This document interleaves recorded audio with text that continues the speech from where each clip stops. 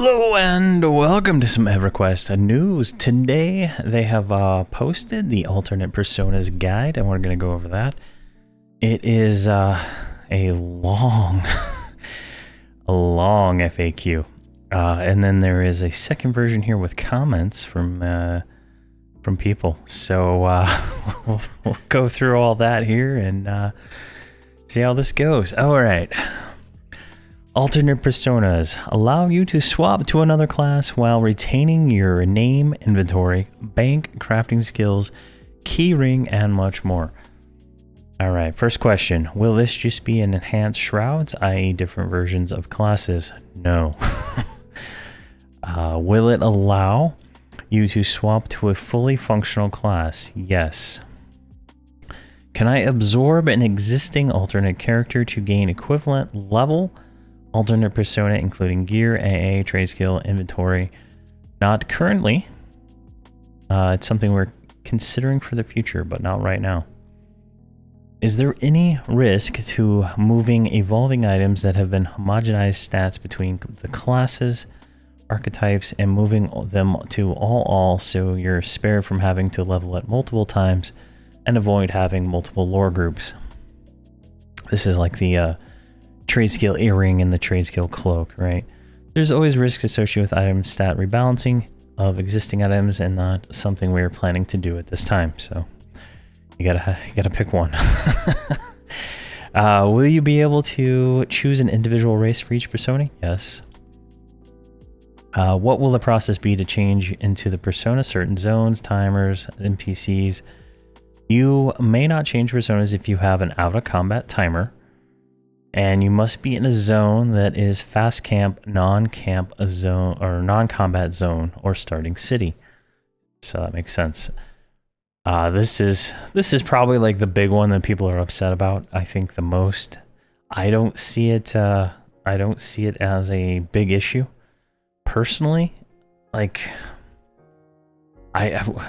when I was trying to do it on the beta, right? I tried to do it in Crescent Reach and it just like crashed me to desktop. Like there's some issues like with that. Hopefully they fixed all that stuff, but I just don't see being, going into Sibyllus as a paladin and being like, you know what? I don't want to be a paladin anymore. I'm going to change to a Shadow Knight right now. Right now, there's other ways to get around this on live where, I fight down. Let's say I'm going to, some deep dungeon, Dragon Necropolis TOV, right? I'm in there. I'm like, you know what? My paladin sucks. I want to switch to a Shadow Knight so I can win. And you know what I can do? I can drop a campfire down. I can use my Stein, go to Plane of Knowledge, switch my persona, and get back. Like, it's not a big deal, in all honesty. It's a minor inconvenience if you want to do something like that, but I don't expect that to be a deal stopper for me, right? I have boxes. Most people on live have boxes. If you're on a TLP, go and switch your persona before you go all the way deep into a dungeon, right? I don't know. It's just what is? Will disciplines that share a timer group be cleared when moving to a new persona if they share the same timer? Timers are separate for each persona. As an example, you could use a dance as a bard, swap to a ranger, use true shot, then swap to a warrior, use final stand, and when you change back, the timers will have the same timers that they had before. So what I expect that means is, you be a ranger, do your daily or whatever lesson, blow your burns, right? And then you go Plane of Knowledge, you swap to a warrior, and then they're back. But timers on these things are so short that it's not a real big thing. Can I divert experience to one of my personas? No. If you can absorb an alternate character, can you take their epic weapons or other items? No, the only items that are shared with an existing character are those with the heirloom tag. Any other character on your account with an epic cannot provide that to another character's persona, only their own. Now that makes sense, right? Like they're not adding this absorb character thing in there. and you can only on normal servers you can only transfer stuff with heirloom tag between characters. I play on Verant Interactive. Everything's free trade because that's the way the game should be played, honestly. So trading almost anything except an epic is possible on Verant Interactive and Mischief. If you make a wizard ultimate persona, if my understanding is correct, you get all the binds, assuming you got the AAs. So one can switch from a wizard gate or teleport, then just switch back. If the originating zone in the gate or teleport takes you to a non-combat zone or home city, then yes. Again, it's, you know, one of those, can you use another class to teleport you around? And, you know, possibly you can make it work. It's easier on live to do than anywhere else. Do you expect alternate personas to be released with Lorian's song? Yes. Do alternate personas share achievements with the base character? Will alternate personas share the same lockouts and timers with the base character? Yes. Achievements and lockout timers are shared. That makes sense to me. I don't see why that would be a problem. I want my achievements shared. That's what I want out of this feature. But lockout timers, like missions are 6 hours, some quests are 30 minutes, raids are a week. I mean, I wouldn't expect to raid. Like raid lockouts are account wide anyway, and mission timers, I don't know. Like probably going to want to alt if you're going to be running multiple missions back to back with different characters. If alternate personas share achievements, how will leveling 115 to 120 be handled, which draws heavily from achievement experience? For these levels, you need to kill NPCs and use repeatable quests with experience rewards to gain levels. That's a kick in the dick, in all honesty. Makes me wonder how much they've leveled from 111 to 120, because that is a kick in the dick. There's honestly barely enough experience in the TOV ones to get to 115 without you know, like there's enough, but it's pretty close. All right, but that's a kick in the dick in all honesty. Like that is something that needs to be addressed and corrected, and maybe put some repeatable fucking quests in, because that's something that needs to be done. Will Epic 2.0s be released from Epic lore groups? Yes, Epic 2.0s have been moved to their own lore groups, so a player may obtain every epic in their inventory if their class meets the requirements to obtain. This is fantastic news. This was one of the concerns I had, because I was like, oh, I'm not going to be able to get, you know, all the other epics on the same character, and now I can. So this is fantastic news. How will corner cases from items that have an outsized impact on alternate personalities be handled? Specifically, A, generally they will be evaluated on a case-by-case basis. Specifically, lore group epic weaponry, answer epic 1.5 and 2.0s have been moved to the unique lore groups, see above. Caster melee lore groups for augments, example, Grizzly Skull of Might and Spittle Pocket Etrium Coin. Currently, no changes have been made to lore groups other than the Epic 1.5, 2.0 items. You will have to decide which augment you want to keep, but that can still be shared among your personas. Now, this just means you need to like be a little bit smarter about your personas, right? Like if you're, let's say, a paladin and you pick a mage persona, that's probably not the best idea. You're going to want to like pick a tank or a melee so you can kind of share some of these things a little bit better. And that's how I plan to handle these. In all honesty, that's probably going to be the best route. You know, you can use your Dragon Horde to hide, you know, lore items and stuff around. And if you're on a Verant Interactive, you can use the shared bank to do that too. But, you know, this could be a problem. You know, it's a significant problem, but the way I plan to use the feature is to kind of use the same kind of class to kind of do some stuff, right? Archetype-based evolving items, such as the Convoker's Cloak of Sin Leon versus the Protector's Cloak. No changes have been made to the Evolving Cloak or Earring at this time, so there's no changes to this. This is something that will probably have to be changed. And I honestly think they should fix the lore groups. Just remove the lore tag and just make them all lore equipped. I think that's the only thing they really need to do. I don't think the lore tag is going to be something that needs to stay. I think it needs to go away.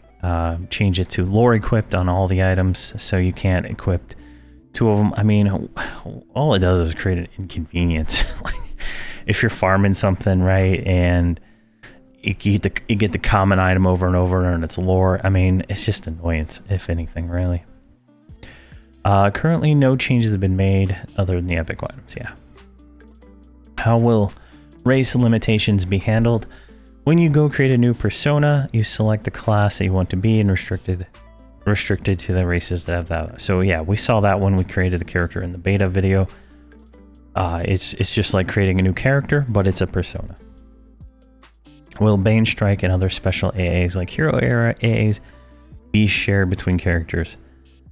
They're intended to be shared, though they may not be working right away. So this is the reason right here. This is 100% the reason why I like this feature. Right now, if you look at like all the expansions in the game, starting at I think it's called the Forsaken. There may be some before that, maybe Reign of Fear. You get the hero AAs, Veterans, Vitality, Fortitude, and something else. I can't remember. Whatever. Those require you to do all the achievements, and this kind of gets rid of that. This is like, I think there's like 98 something AAs, maybe 93, that you pretty much need to be like done. This is from like every achievement throughout the game, and that's one of the biggest issues when I make a new character, right? I lose all those. Like Nomargard has some, my original Shadow Knight has a bunch. And as I make new characters, I lose all of that. Like it's like, oh, I have to start over, and I start from nothing. And with this, you can level 1 to 125, right? And you can't conceivably do all the expansion stuff before you run out of experience, right? So you can be like, I'm gonna go through this playthrough as a warrior. I'm gonna do Seeds of Destruction, Reign of Fear, and Torment of Velius, right? And then another playthrough, you can pick different expansions and get those all those achievements and stuff like that. So I think that's going to be a nice way to handle it. So you use your personas to do other achievements. You can do those in Era if you want, or you can do them all at 125 and not even waste your time with that. Will having additional personas have a material impact on your character's zoning speed? This isn't something that has been measured, but personas do add a lot of data to your character. We are continuing to make performance improvements as we have time. How will Type 3 augments be handled between personas? Personas share the same pool of items, including Type 3 augments. You can swap between personas with different Type 3 augments in the same earring if you saved an equipment set with this initially. Hopefully that means they got rid of the I think it's a perfect distiller requirement to like take these out, because if not, that's going to be extremely costly. I don't mind using the highest distiller, but the perfect ones, you only get like a few of them. So we'll have to see. Maybe they changed it already, that it doesn't require perfect for Type 3s. I don't have EverQuest up right now. Yeah, so that'll be interesting. So it'll swap out the Type 3s when you swap personas. That's kind of neat. That'll be fun. I personally haven't bought any Type 3s except for my Necromancer, because I only do it at max level.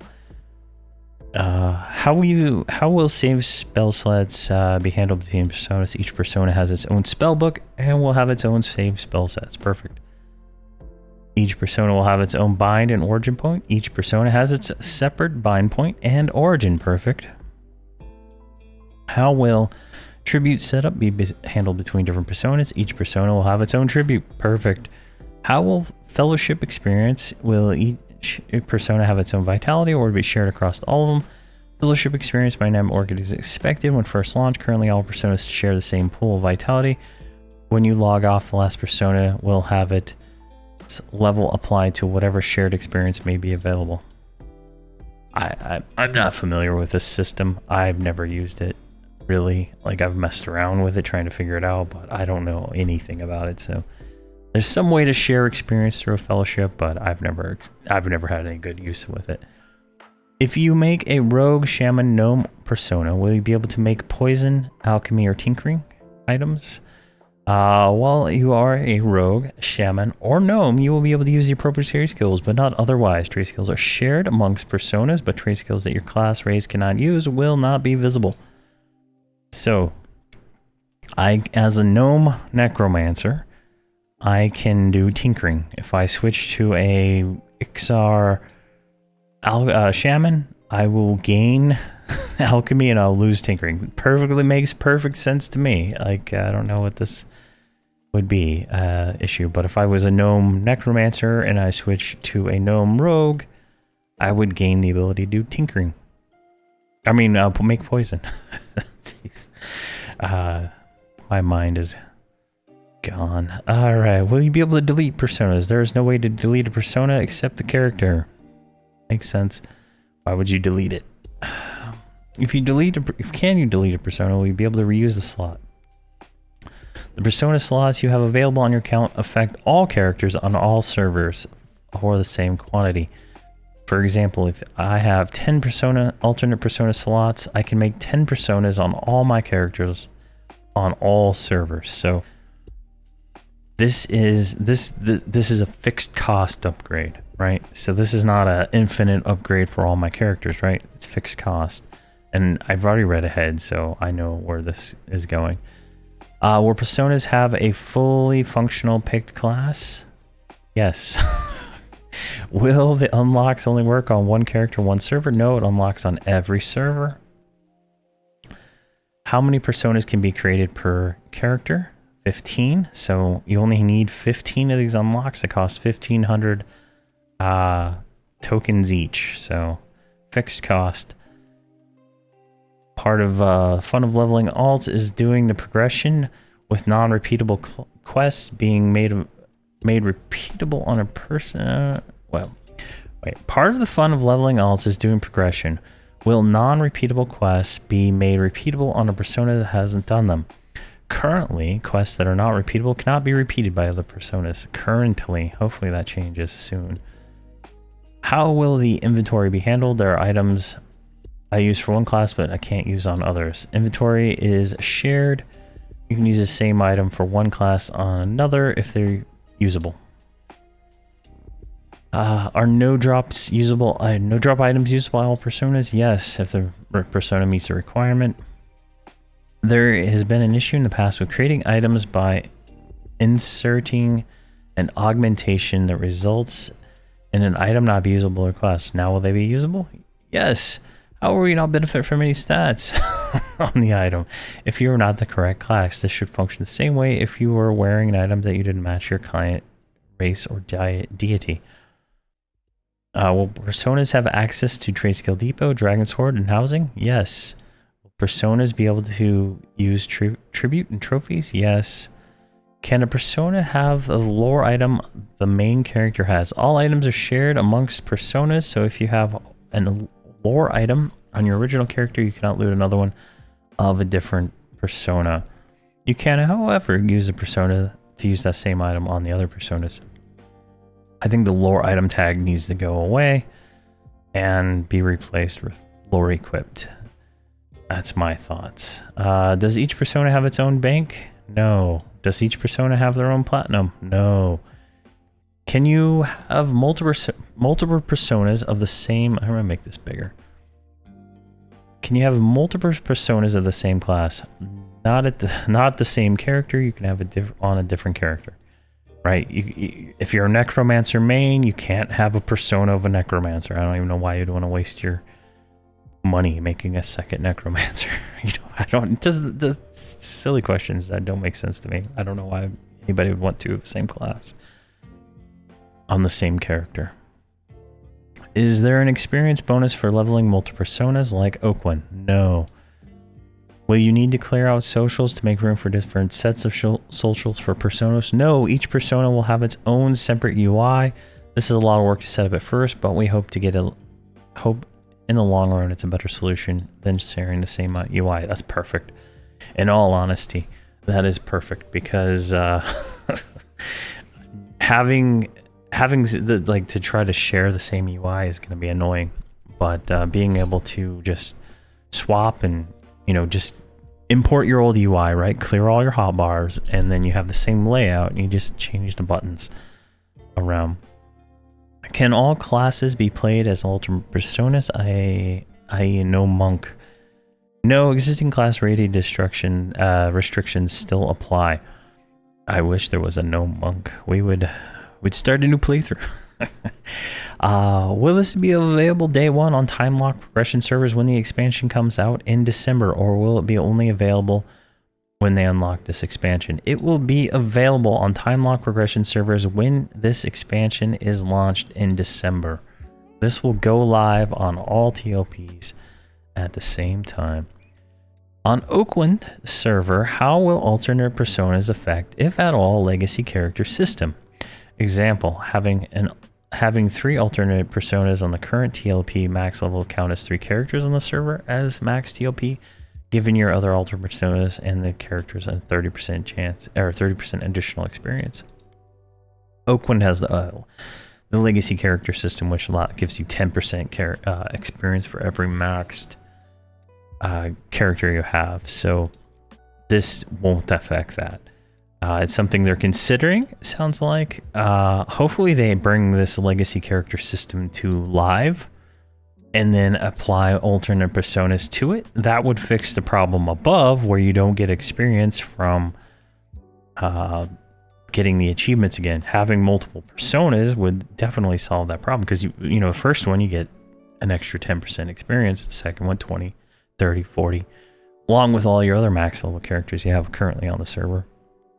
That would solve the problem with not getting achievement experience again. Will each alternate persona have its own inventory slots? Example, Shadow Knight persona has his breastplate, legs, sword. Then you switch to your cleric persona, has its own breastplate, leggings, and weapon. Will remember which items were worn for each persona if the equipped slots will not be new additional. So you're not getting more additional inventory space. Like you switch personas, the items go into your bag, and the other items that the other persona was wearing will get equipped. So it's like a swap, if you will. When you swap between personas, all of your gear in your previous persona will be put in your bags or stay in the inventory slots. So go in your bags and match your new equipment slots. Will personas have race options different than the main? Yes. When creating an alternate persona, you first select your class, then you'll have a valid selection of race options for that class, which may or may not be your main's race. Will a shared trade skill thing with personas apply to class race specific trade skills? Can a human paladin with a gnome rogue persona use tinkering and poison making? A paladin with a gnome persona cannot use tinkering or poison making. You must change that persona. Obvious. Will personas have persona specific buff bars short term? Yes. So you cannot buff yourself up with all the things and then switch around. Each persona has its own buff bar, right?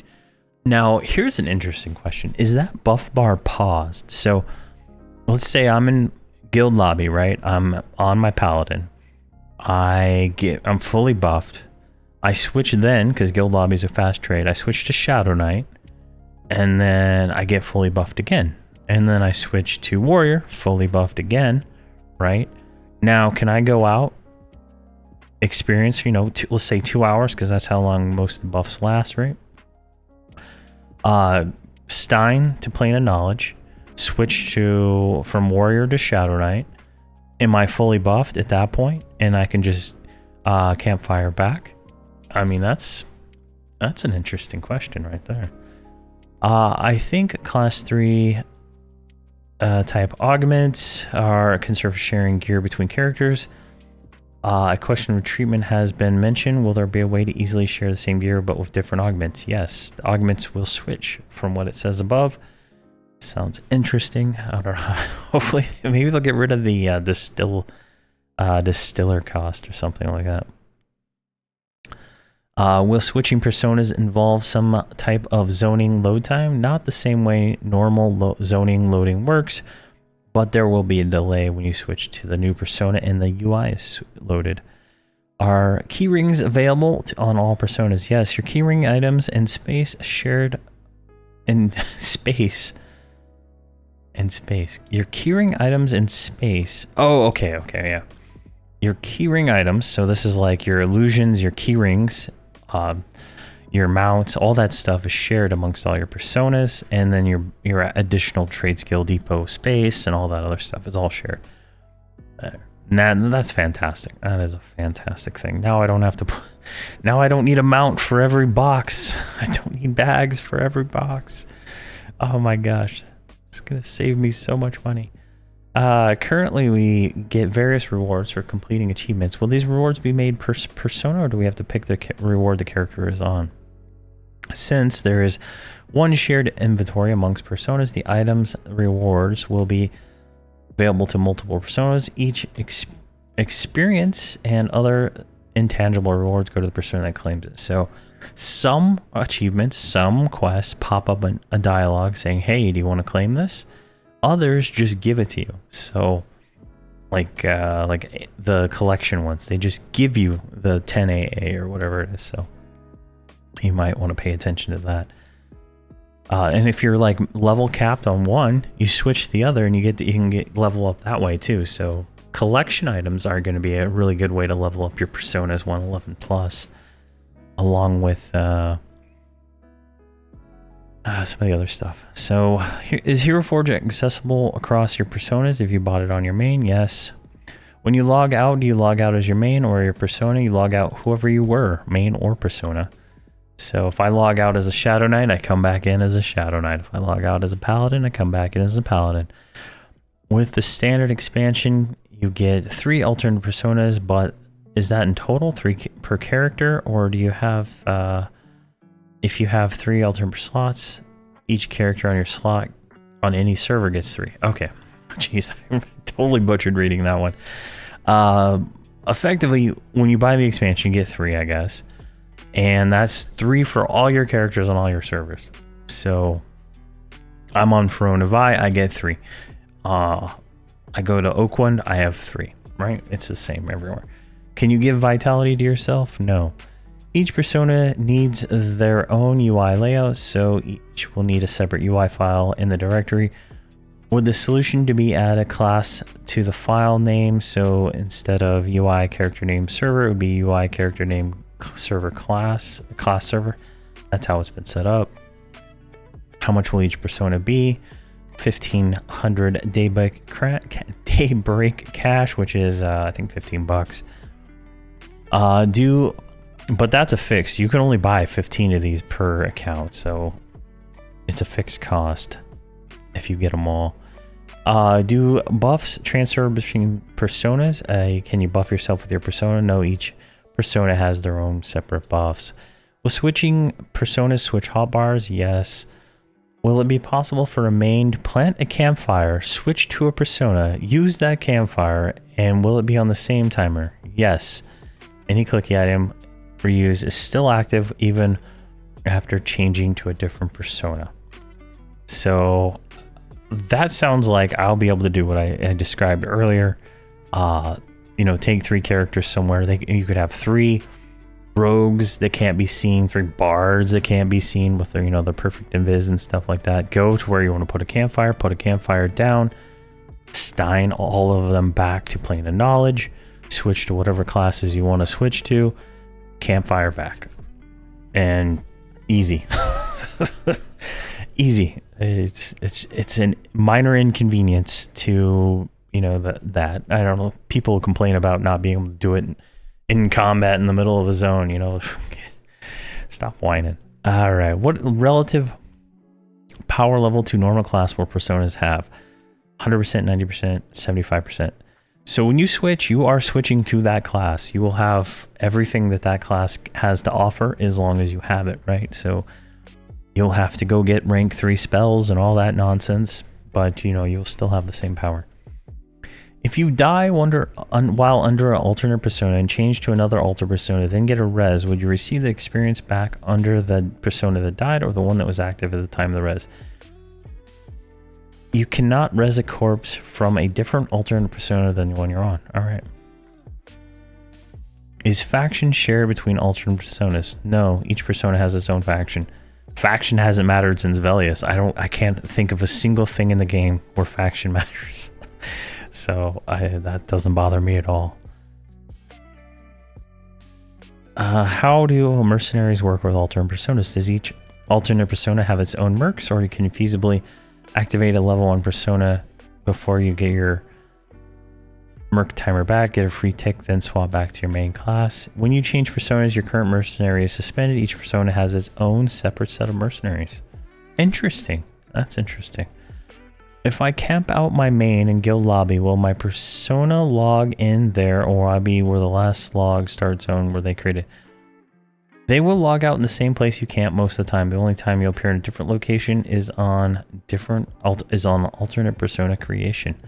All right, that is the FAQ for alternate personas. Let's take a look at the spicy the spicy comments on this, because they're gonna be funny. All right, let's get to that. All right, Tega Damar, dead on arrival. You killed interest by locking it to fast camp zones. I don't see how that is relevant at all to this. Like, I don't see why that would kill it. It's like every single decision you guys decide is worse for the player. Let's do that. The only exceptions being keyring and 2.0 lore groups. Okay. Let's see here. Yes, this is the first expansion I was considering buying for my 4 counts. However, the neat feature could have been cool. Locking to fast camp starter zones was just an unbelievable dumb restriction. Literally makes it less convenient than just having an alt. Doesn't really. Literally does not make it less useful than an alt. All right. Thanks for the answers. Currently, from my perspective, personas have a limited value to most players. Following reasons: difficult to level past 110. That is correct. Chase evolving items will be inaccessible to personas of a different archetype. Yeah, you would want to keep the same archetype for your personas. That's kind of what I mentioned. That would be the smart way to do it. If you're, have multiple characters, right? Keep your tanks as alternate personas, keep your healers as alternate personas, keep your DPS as alternate personas.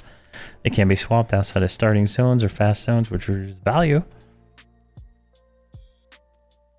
They cannot be swapped outside of starting cities or fast camp zones, which reduces the value of using personas as either a way to enhance a character's power or to quickly adapt to a group's need. Literally, it takes 2 seconds to put down a campfire and teleport back. Maybe you can't do that on a TLP, but I can't imagine there's a zone in any of the TLPs that takes more than a few seconds to get to. Like, once Planes of Power comes out, it's fast travel in the game is trivial. Even in Lucklin, getting around is rather quickly. It's like a 5-minute jaunt probably to any zone, right? I mean, I don't know. It doesn't take that long to get to a place, especially on live, right? Drop your campfire and teleport there. I can't think of any zones on live that are difficult to get to. Maybe Blood Falls, like, because you got to go to Mistmore. But I mean, I don't know. I just don't see why this is such a big deal. Plane of Knowledge is a fast camp zone. All the starting cities are fast camp zones. Like, okay, let's say you're on a TLP, right? You're in Guck and you are playing a rogue, but we need an enchanter. You have an enchanter persona. You walk over to Grob, switch, and you walk back. It's like 2 seconds. 2 seconds. I mean, Kazakh Duel has Ogremar. I'm not Ogremar. Wrong game. It has Oglok. Dark Elf City by Soul B, Soul A. What are the other zones? I'm trying to remember all the zones, right? Like, Befallen is right there next to Freeport. What other, like, Butcher Block's right there by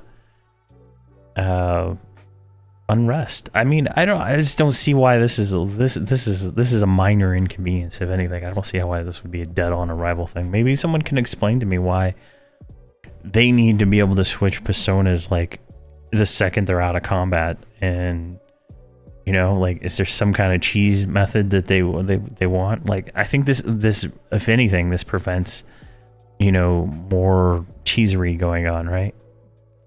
Like, I don't know. Per her comments in the beta forums, I submitted a request for my refund. Jeez. It's a feature designed to get TL peers to buy the expansion. If you don't get TL peers to buy the expansion, if you don't find that appealing, that's probably why. Good luck selling it to TLP players. Already being discussed on my guild discourse, so hard nobody's buying. We'll see what Anniversary 2024 has, but shared lockout timers is unattractive to Oakland or Mischief as it stands now. Most utility to live or late TLP years is the massive investment in Hunter Slayer. Yeah, getting the Artisan's Prize on all your characters is definitely a time sink. No, it is not. I only play TLB and I was excited about this, but it's unappealing. You lose inventory bag space because your gear can't be worn by other personas. Will have to go into your inventory. Yeah, that makes sense. I'm guessing nobody from EQ Dev tried to level from 115 to 120 by killing NPCs. It's doable. I've done it. It's doable. That was my question. Really disappointing answer. I was considering leveling a new persona next week, but instead I'll just do it this summer and slow cook them to 110 to 125 via Overseer. You should be doing Overseer while you're killing things. I mean, Overseer is a nice form of experience. I'd be surprised if a single person grinds mobs to 125 by hand instead of using Overseer. I'll be doing it. I'll be doing it. Anecdotally, I have at least 3 guild mates who have leveled up their entire set of characters more than 2 crew by grinding trash mobs and with max AA. Yeah, anecdotally, it's not a hard thing. I mean, you can almost calculate the exact number of mobs you have to kill to level, right? You get, 0.1, 0.01. I mean, just, it's 1,000 mobs, right? How many ever, whatever. It's not hard, and you get like 1 or 2% from these Overseer things every once in a while. I don't know. It's just time consuming. The only reason I would like it is because I'm lazy, but I'll definitely grind it up if I have to. See here, you don't understand how leveling post 110 actually works, do you? I mean, I'm sure they understand, but I know what they're saying here. But this is my major sticking point. I think this should be, you should be allowed to at least get the tasks again. And, that would be like, give the missions like a 1 time per character kind of thing. I think that would help. But I can see, but it's going to take time to grind. But if that's how it's going to be done, that's how it's going to be done. I remember when this game used to be hard and thought grinding levels used to excite people. Are the mercenary AAs shared or individual amongst personas? Well, personas have their own mercenaries, so I'd assume they have their own AAs. See, here's the thing. They basically removed all the reason for me as a TLP player to buy the expansion. It was supposed to make it easy for me to switch. Now it's not easy anymore. Might as well drug in an extra character and to micromanage my inventory. The chase evolving items will be inaccessible to a persona that persona different argument. They will be later, as I deduce from the statement. No changes made to the evolving. This guy here posts some good stuff. No changes have been made to the evolving cloak or earring at this time, and it's possible this could change considered in the future.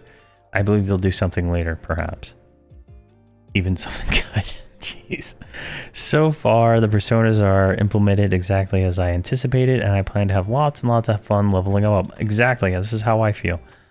And I will upgrade my standard pre-order to Collector's Edition for 2 extra persona slots. Well, nice. That's nice. Eventually, my clerics, rogues, chanters, zerkers, and all the classes rolled into barge, mages, and wizards and contribute on missions. And I will raid with them, too, as bards and rangers. Lots and lots of playtime ahead. Meaningful, enjoyable playing. Not as boring as Overseer and Task Ads. Yeah, exactly. See, this is really disappointing. How is it that J-Chan swears they'll do better by listening, input for the community, but then allows us to move forward as is? The community is telling you it's a bad idea. This feature could have been so much fun into the game for people, but the current state restrictions swap essentially kills it for most people. I don't understand that at all. There is a fast camp zone or a starting city within one zone of like almost everything on a TLP. I mean, it doesn't even make sense. Does not make sense. Cabalus is in goddamn middle of fucking Kunar. You just walk into the zone and you just change your character and walk out. I don't know. I don't know. People whine a lot. Let's see, this feature, I'm not sure why I'm even calling it that at this point, is being sold as a faster way to change between classes. Instead of logging to an alt, how exactly is it faster? It's faster because you don't have to go get the VP key 10 times. You just switch to the persona and you can go raid as whatever persona it is, right? Your count is still going to be locked out no matter what. If you have an alt, you can't raid VP twice in the same week on the same account, right? It's already locked out. So switching to whatever class you need for a raid is, perfectly viable. And if you need it for a group, it's just a minor walk out of the way.